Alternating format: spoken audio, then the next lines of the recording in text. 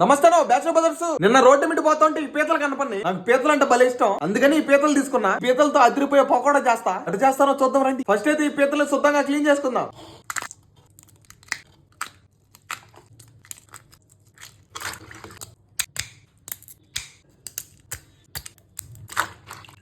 ఈ పీతల్ని పకోడా కోసం మ్యారినేషన్ చేద్దాం. ఒకరంత అల్లం పేస్ట్, లైట్ గా పసుపు వేసుకుందాం, ఘాటు కారం వేసుకుందాం, ఒకరంత ఉప్పు వేసుకుందాం, కొద్దిగంత ధనియాల పొడి, లైట్ గా గరం మసాలా, కొద్దిగా జీలకర్ర పొడి, అంగట్లో తెచ్చుకున్న కార్న్ ఫ్లోర్, కొద్దిగా శనగపిండి, కొద్దిగంత బీ పిండి కూడా వేసుకుందాం.